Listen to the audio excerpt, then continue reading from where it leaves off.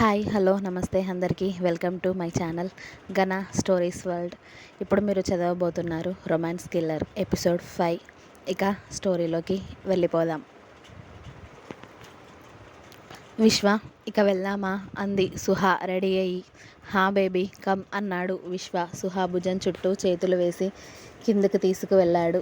సుహా ఆ రూమ్ బయటికి వచ్చి చుట్టూ చూస్తుంది. అక్కడ ఉన్న గార్డ్స్ని కూడా చూసి వామ్మో ఇదేంటి కిల్లర్, ఇంతమంది గార్డ్స్ ఉన్నారు అని అడిగింది. సెక్యూరిటీ బేబీ అని చెప్పాడు విశ్వ. సెక్యూరిటీ బయట ఉంటే సరిపోతుంది కదా విశ్వ, ఇంట్లో అవసరమా అంది. విశ్వ సుహా వంక చూసి చిన్న స్మైల్ చేసి నాకు అవసరం లేదు, నీకు అవసరమే అన్నాడు. అలా అయితే నాకు కూడా అవసరం లేదు విశ్వ, నాకు ఏమైనా చూసుకోవడానికి మీరు ఉన్నారు కదా అంది. అలాంటప్పుడు వీళ్ళ అవసరం ఏముంది చెప్పండి. నీ పక్కన ఎప్పుడూ నేను ఉంటాను, కానీ నేను బయటికి వెళ్ళినప్పుడు మాత్రం నీకు సెక్యూరిటీ ఖచ్చితంగా ఉండాలి కదా, అందుకు ఓకేనా అన్నాడు విశ్వ. నాకైతే ఇష్టం లేదు, కానీ మీరు చెప్పారు కదా, సో నేను వద్దు అనను అంది సుహ విశ్వని చూసి నవ్వి.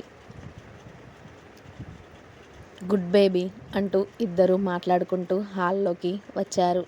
సతీ సమేతంగా వస్తున్న విశ్వాని చూసి అక్కడ అందరూ హ్యాపీగా ఫీల్ అయ్యారు. అందరికన్నా ఎక్కువ సంతోషంగా భైరవ్ ఉన్నాడు. అతడి బాస్కి అతడు కోరుకున్న ప్రేమ అతడికి దొరికింది అని, అతడిని ప్రేమించేవారు కూడా ఉన్నారు అని.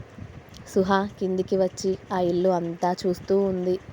విశ్వ సుహాని చూసి నీకు నచ్చిందా బేబీ అని అడిగాడు.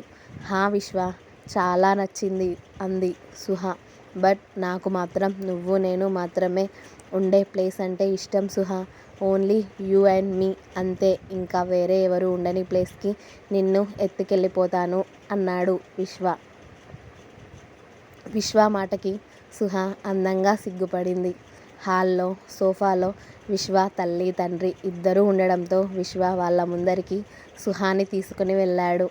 సుహ వాళ్ళ ముందు కాస్త టెన్షన్ పడడంతో విశ్వ అతడి కళ్ళతోనే నేనున్నాను కదా అని భరోసా ఇచ్చాడు.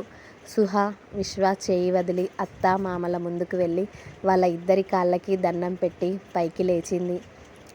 విశ్వ తల్లి సునంద గారు, చల్లగా ఉండు తల్లి, లక్ష్మీదేవిలా ఉన్నావు అని. నీ పేరేంటి తల్లి అని అడిగారు సునంద గారు. నా పేరు సుహావి అత్తయ్య అంది సుహ. నీలాగే నీ పేరు కూడా చాలా చక్కగా ఉందమ్మా అన్నారు విశ్వ తండ్రి గిరిధర్ గారు. థ్యాంక్ యూ మావయ్య గారు అంది సుహ. విశ్వ తల్లిదండ్రుల మాటలు వింటూ వెళ్ళి సోఫాలో కూర్చున్నాడు. సుహావి ఇలా రా తల్లి అని సునంద గారు సుహాని పిలుచుకొని ఆవిడ పక్కన కూర్చోబెట్టుకున్నారు. సుహ చేయి ఆవిడ చేతిలోకి తీసుకొని నువ్వేమో ఇంత మెతకలా ఉన్నావు, ఈ రౌడీగాడు నీకెక్కడ తగిలాడు తల్లి అన్నారు ఆవిడ కొడుకుని ఉద్దేశించి. మామ్ అన్నాడు విశ్వ తల్లి వైపు చూస్తూ. ఏంట్రా అన్నారు ఆవిడ కోపంగా.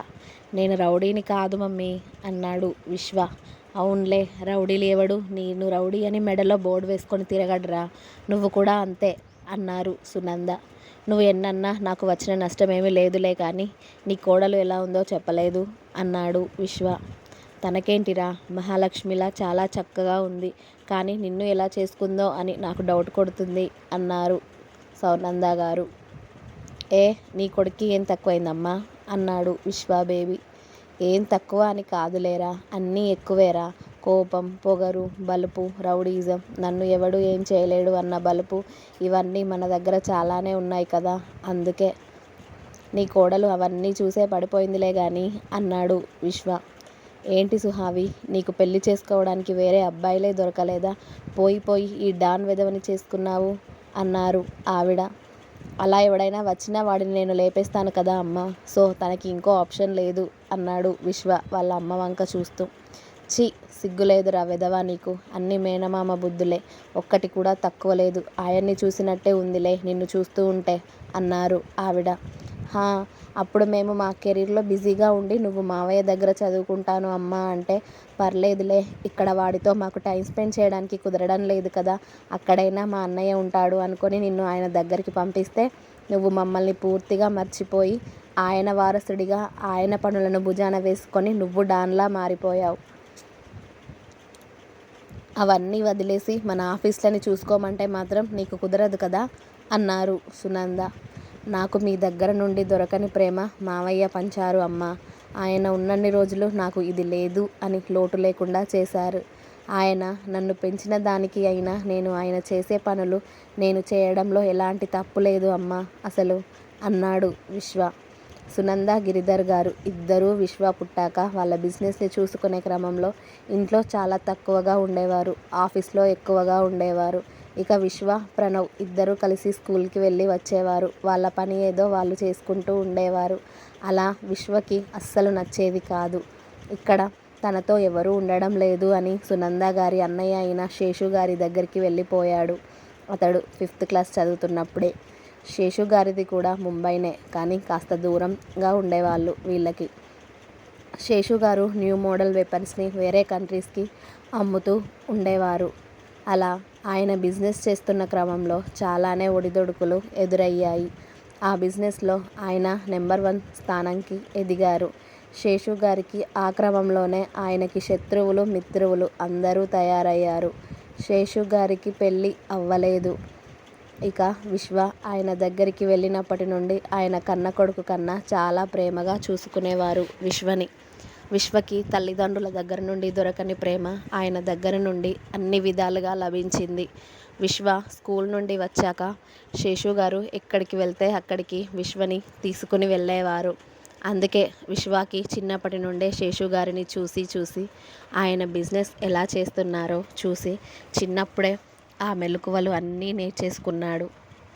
మంచి వాళ్ళతో ఎలా బిహేవ్ చేయాలో, చెడ్డ వాళ్ళకి ఎలా బుద్ధి చెప్పాలో అన్నీ శేషు గారి దగ్గర నుండే నేర్చుకున్నాడు విశ్వ. అలా విశ్వ చదువు పూర్తయ్యాక మొత్తంగా శేషు గారు చేస్తున్న బిజినెస్ మొత్తాన్ని విశ్వ చేతుల్లోకి తీసుకున్నాడు. శేషు గారే అది మొత్తం విశ్వ చేతికి అప్పచెప్పేశారు.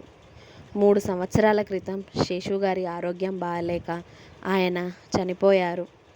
ఇంకా అప్పటి నుండి అది మొత్తం విశ్వానే చూసుకుంటూ ఉన్నాడు.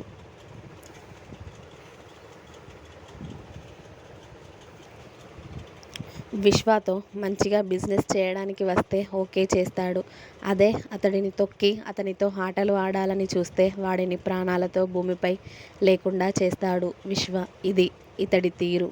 ప్రణవ్ ఏమో మంచిగా చదువుకొని అతడి చదువు కంప్లీట్ చేసి అమ్మా నాన్నల బిజినెస్ని ఇప్పుడు అతడు కొనసాగిస్తూ ఉన్నాడు. కానీ విశ్వ ఈ వృత్తిని ఎంచుకున్నాడు. విశ్వ అతి తక్కువ కాలంలోనే ఒక డాన్గా ఎదిగిపోయాడు. అతి తక్కువ కాలంలో ఇంతకు ముందు ఉన్న వాళ్ళకన్నా మనోడు టాప్లోకి వస్తే కుళ్ళుకునే వాళ్ళు చూస్తూ ఉండరు కదా. అలా మనోడికి శత్రువుల ఫ్యాన్ బేస్ కూడా చాలా ఎక్కువే. మేము ఏం చేసినా కూడా మీ ఫ్యూచర్ గురించి ఆలోచించే చేశాం కదా విశ్వ అన్నారు సునంద. అబ్బా అయిపోయింది కదమ్మా, ఇక దాని గురించి మాట్లాడడం కూడా వేస్ట్నే. నేనేంటో నాకు తెలుసు, నా గురించి అందరికీ తెలుసు అన్నాడు విశ్వ. ఇంతకు ముందు వరకు అది వేరే విశ్వ, కానీ ఇప్పుడు నీకు పెళ్ళయింది, నీకు భార్య ఉంది. ఇంతకుముందు నువ్వేం చేసినా ఎలా చేసినా మా దగ్గరికి రానివ్వలేదు ఏ గొడవని. కానీ ఇప్పుడు నీ రైవల్స్కి నీ ఫ్యామిలీ మీద కూడా కన్ను ఉంటుంది. నిన్ను ఏం చేయలేని వారు నిన్ను బాధ పెట్టడం కోసం నీ ఫ్యామిలీని ఏం చేయడానికైనా సిద్ధపడతారు. కాబట్టి ఎవరూ లేకుండా పెళ్లి చేసుకోవడం కాదు, తనను కంటికి రెప్పలా కాపాడుకోవాలి. ఏ అపాయం తన దగ్గరికి చేరనివ్వకు విశ్వ అని సునంద గారు సుహా చెంప మీద చేయి వేసి చిన్నగా నవ్వి, తను ఈ రాయల్ ఫ్యామిలీకి కోడలు, గిరిధర్ సునందల పెద్ద కోడలు, ఇంకా డాన్ విశ్వక్ రాయల్ వైఫ్. తను తన కాలికి మట్టి అంటకుండా చూసుకోవాలి, అర్థమయ్యిందా అంది సునంద. ఓకే అమ్మా, అలాగే అన్నాడు విశ్వ. అలాగే విశ్వ, ఇక మేము బయలుదేరుతాము అన్నారు గిరిధర్ గారు. మీరు ఇప్పుడు వెళ్ళి ఏం చేయాలి నాన్న, ఇక్కడే ఉండొచ్చు కదా, కనీసం భోజనం చేసైనా వెళ్ళండి అన్నాడు విశ్వ.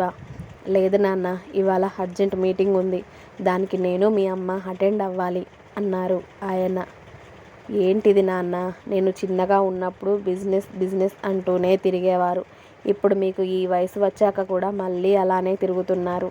ఇప్పుడు ఇదంతా మీ ఇద్దరికీ అవసరమా? అదంతా చూసుకోవడానికి నేను ప్రణవ్ ఉన్నాం కదా అన్నాడు విశ్వ. ఓ, నువ్వు చూసుకుంటావా? అయితే ఇవన్నీ వదిలేసి మన బిజినెస్ని నువ్వు చూసుకో విశ్వ, అప్పుడు నేను మీ నాన్న ఇంట్లోనే ఉంటాం అన్నారు సునంద. అమ్మా, ఎందుకు అలా అంటావు? నీకు తెలుసు కదా నేను ఇది విడిచిపెట్టలేను అని. మళ్ళీ ఎందుకు పదే పదే ఆ విషయం మాట్లాడతావు అన్నాడు విశ్వ. నువ్వెలా అయితే దాన్ని ఎలా వదలలేవో మేము కూడా అంతే. ఇదే విషయం రేపు నీకు పిల్లలు పుట్టాక వాళ్ళని మా దగ్గరికి తీసుకురా. అప్పుడు వాళ్ళని చూసుకుంటూ మా బిజినెస్ని మీకు అప్పగించేసి మేము నీ పిల్లలతో ఆడుకుంటూ ఉంటాం. ఓకేనా అన్నారు ఆవిడ. తల్లి మాటలకి చిన్నగా స్మైల్ చేశాడు విశ్వ. ఆ నవ్వు చూడు. ఏంటి కోడలు పిల్ల, నువ్వు వాడి ఈ నవ్వుకే పడిపోయావా ఏంటి అని అడిగారు సునంద సుహా వంక చూసి. ఆవిడ మాటలకి సుహా విశ్వ వైపు చూసి చిన్నగా నవ్వింది. సరిపోయారులేండి ఇద్దరు అని సునంద గారు సుహా దగ్గరికి వెళ్ళి ఆవిడ తీసుకువచ్చిన కవర్లో నుండి గోల్డ్ బ్యాంగిల్స్ తీసుకువచ్చి సుహా చేయికి తొడిగి, ఇద్దరూ సంతోషంగా ఉండండి తల్లి అని చెప్పారు. థ్యాంక్ యూ అత్తయ్య అంది సుహా చాలా సంతోషంగా. అలాగే తల్లి, జాగ్రత్త, మేము వెళ్ళొస్తాం అని గిరిధర్ గారు సునంద గారు వాళ్ళ ఇంటికి వెళ్ళిపోతారు. వాళ్ళు వెళ్ళాక బేబీ డిన్నర్ చేద్దాం పదా అన్నాడు విశ్వ. ఓకే అని విశ్వతో పాటు డైనింగ్ టేబుల్ దగ్గరికి వెళ్ళింది సుహా.